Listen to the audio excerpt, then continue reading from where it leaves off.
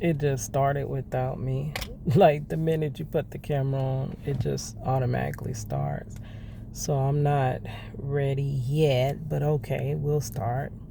What it is, you guys, it is your girl Cadillac. Yes, I'm Cadillac Dixon. I'm the Draw My Life prison wife. I'm the legally blind artist that is rapping and painting for justice, hoping, because you got to hold your breath for justice, to see justice before all phase 2 blag. Yes, it's your girl Cadillac. So this video will be only 18 minutes long because that's all the storage I have. I am going to review a 14-minute video, so let's try to do it. Wrongful conviction. And remember, y'all tell me wrongful convictions do not happen, right? But yet they happen all the time, allegedly. So this is the wrongful conviction of James Richardson. Okay, hold on. I'm trying to cut it up. People gathered in protest of the incarceration of the man police say killed 2 people in one Eastern Carolina city over a decade ago. Okay, I am reviewing this video in fair use. It is for educational purposes only, educational and entertainment purposes only. It is not my video. I am just giving my take on the video.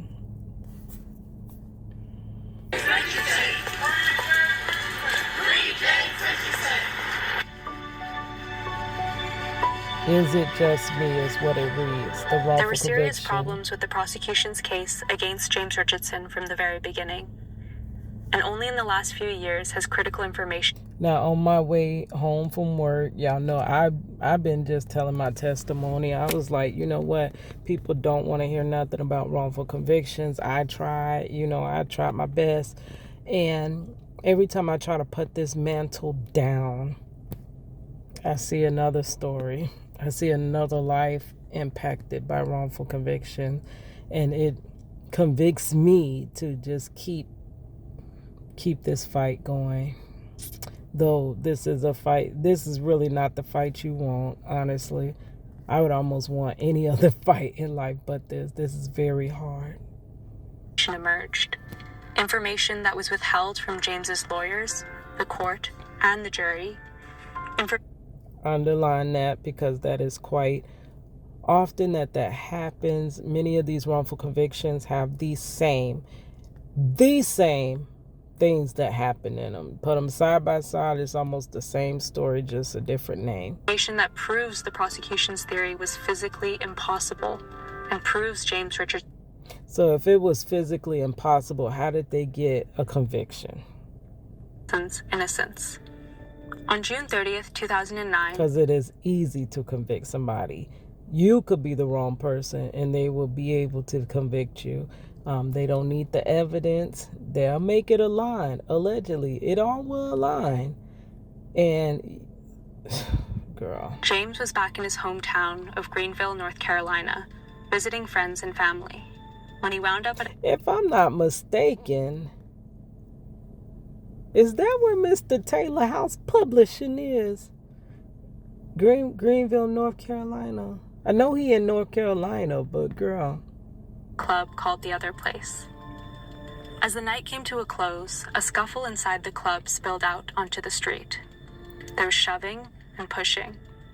James walked away and drove off in a gold Cadillac that he had borrowed from his friend Daryl Powell. Moments later, a white car drove by the club, and gunshots rang out. In an instant, 2 bystanders were shot and killed. James wasn't there. He had already left. A visit to Greenville, a night out with friends, the wrong place, the wrong time. That's what it usually is. You was at the wrong place, at the wrong time with the wrong homies, but I'ma hold you down. Hey, I'ma hold you down. No matter what goes down, I'ma be around to hold you down. Yeah, I done wrote many songs about wrongful convictions. The start of a nightmare. stripping James of his freedom, the dreams he had worked so hard to realize, and locking him behind. And as you're listening to this story, don't listen to it as a, oh my gosh, how could this happen to this young man? Such a like a freak accident. Listen to it with ears of, oh my gosh, this could be me. This could be my son. This could be my father. This could be my brother or my husband. Because it happens so often, the spin of the wheel, it could be you. Bars for nearly 2 decades for a crime he never committed. Mm-hmm. What role race plays out east? Race plays, I would say, the biggest role, honestly, within the justice system. Allegedly, my opinion. Rural Eastern North Carolina. So when somebody is accused of killing a white person, and if that person is black, that crosses a line that the law enforcement and the good old boys will never tolerate. Even if they have to put somebody in prison that is not guilty, they will do it. And they'll do it quickly. And sometimes their speed with which they do it gets in the way of... I told y'all they just be trying to close them cases. They're not trying to have all these open investigations like that.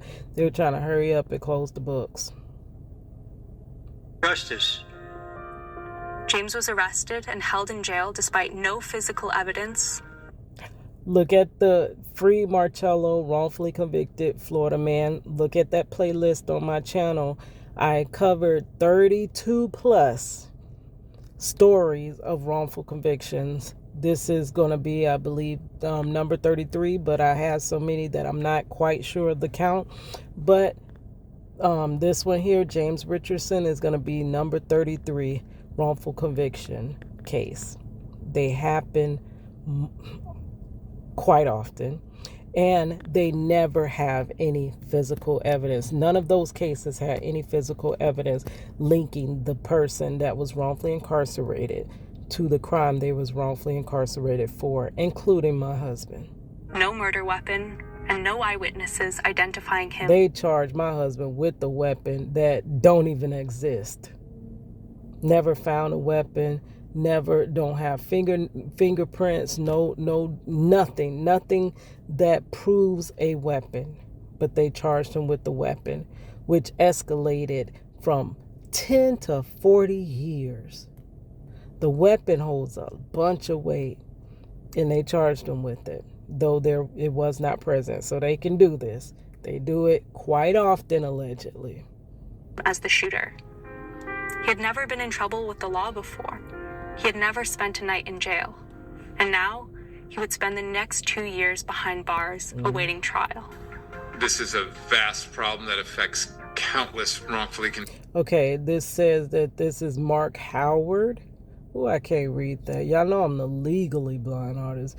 Government and law professor at Georgetown University. I've seen him before in one of the cases I've covered. Convicted people, which is that the system has a value of finality of a conviction and is very unwilling and makes it very difficult to reopen the possibility. Yep, they rush you through real quick.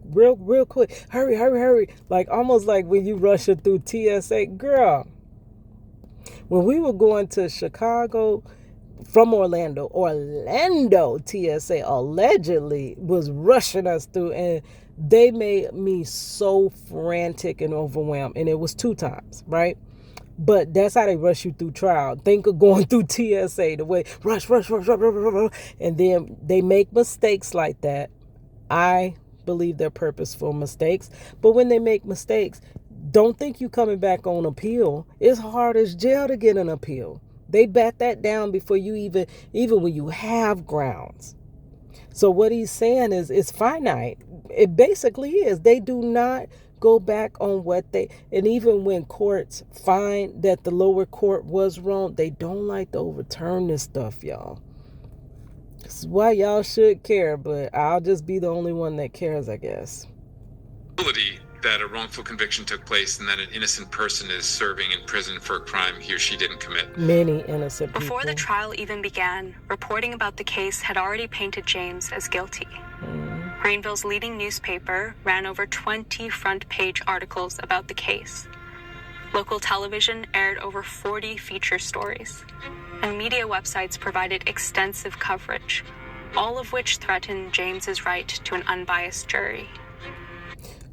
But that definitely hurt his case.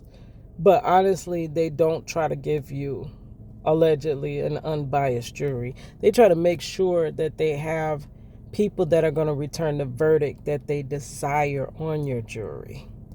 James's lawyers asked to move his trial to another county, warning that he wouldn't get a fair trial given the violating his rights attention already given to the case. But the trial judge said no.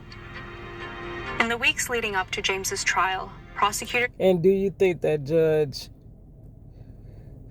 he knew he wasn't going to get no fair trial, like allegedly? I really believe he knew that. They already be knowing. My opinion, I believe trial is more like a stage play. They just doing this to uphold and keep up the illusion of our rights being fulfilled. But girl, I don't see it as I honestly, allegedly believe they already know what they're going to do before they even convict. Attempted to fill the gaping holes in their theory. Wow. Let me rewind that. I was talking too much. In the weeks leading up to James's trial, prosecutors attempted to fill the gaping holes in their theory.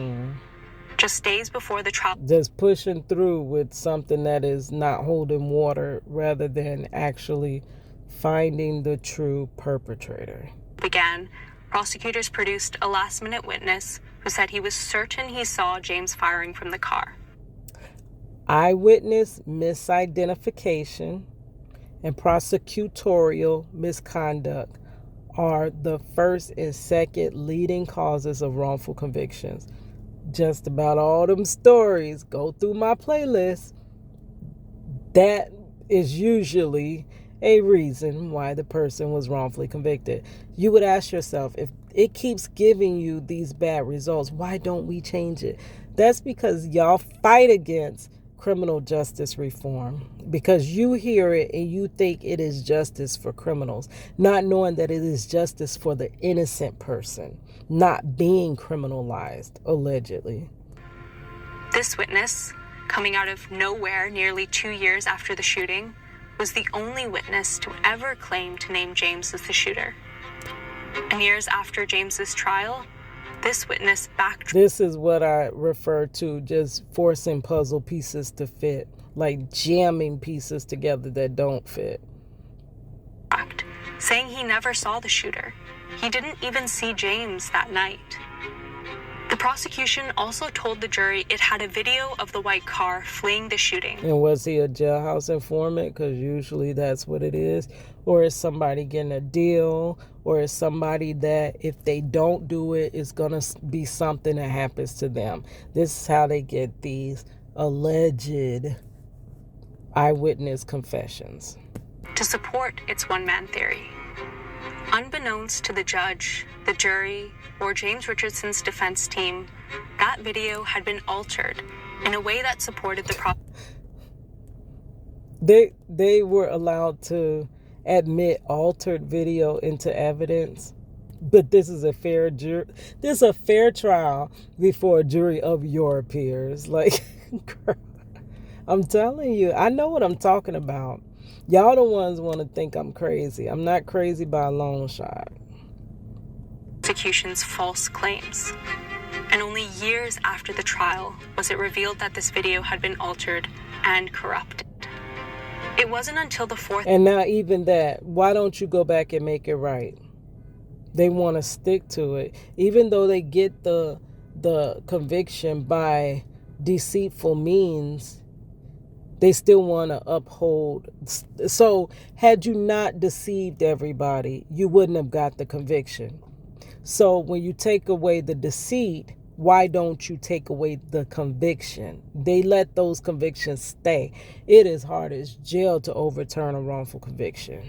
Day of deliberations that a guilty person would get out before an innocent person gets out any day. The jury returned its verdict. And as it turned out, there had been a few holdouts that weren't persuaded by the prosecution's case. One juror in particular, the only black male on a... Now listen to this. Now, this really sounds familiar. The only BLK man on an all-YT jury. That means 11 YT jurors and one BLK man. Now, I told you that was actually the same makeup of my husband's wrongful conviction that you tell me is rightful, and he had to did something to be in prison. But that was the same makeup. They gave 11 YT jurors, one BLK man that was not his age bracket, because Marcello was only 20 years old. This was a middle-aged BLK man. And the alternate, meaning if anybody got sick, so let's say the BLK man gets sick or is not able to attend trial, we now have an all-YT juror. But now they threw the token BLK man in there so that we could say, oh, no, it was so fair. There was one BLK man there. Now listen to the take that this man is going to have as being the only BLK juror on this other man's, James Richardson, on his case. And now we can reflect them back and forth because it's the same things that happen. Like I told you, story don't change, just the names. Only black male on a 12-person jury believed James was innocent.